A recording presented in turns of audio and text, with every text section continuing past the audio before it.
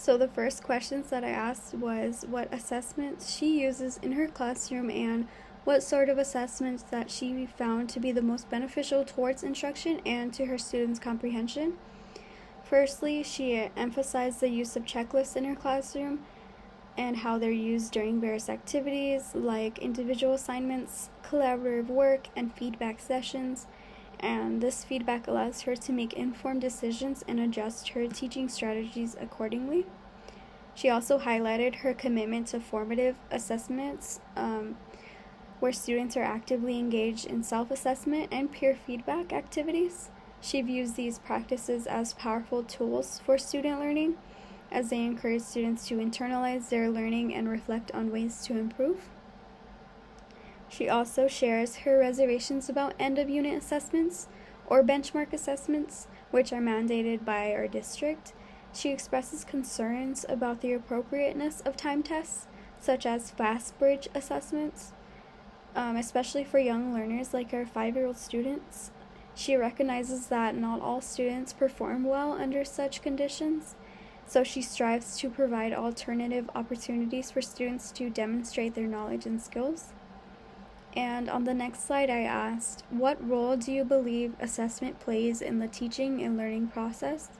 And she stresses the importance of viewing assessments as tools to gauge students' progress in their learning journey. She emphasizes that assessments should not only provide insight into where students currently stand, but also guide teachers in determining the next steps for instruction.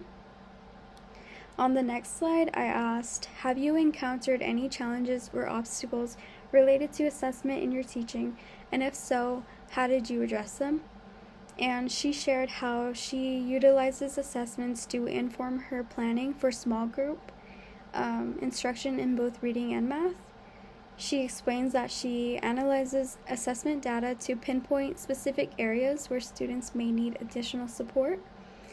And this targeted approach allows her to tailor instructions to meet the individual needs of students within small group settings, maximizing their opportunities for growth and success. And the next question I asked was, how do you use assessment data to inform your instruction and curriculum planning? And she said that she uses assessments to inform her planning for small group instruction in both reading and math. She explains how she identifies the skills that each student needs to work on, such as letter recognition, sight words, or specific math concepts.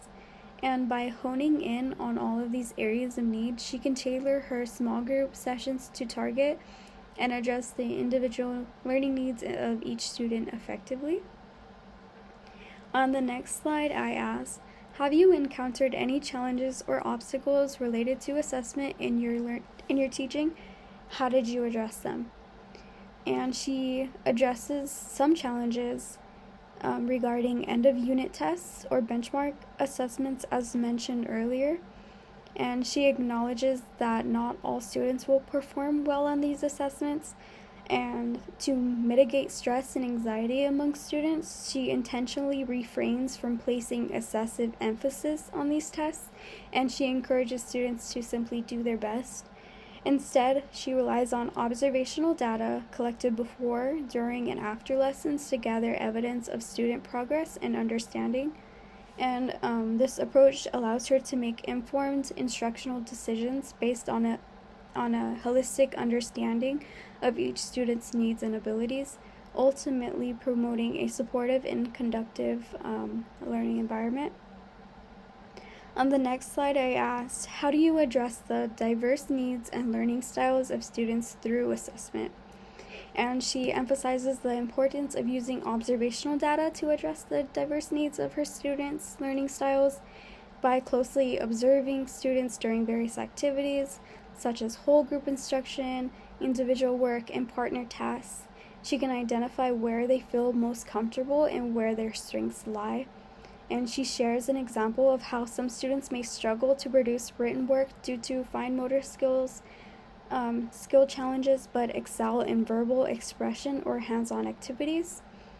And she underscores the significance of providing students with multiple opportunities to demonstrate their learning, regardless of their preferred mode of expression.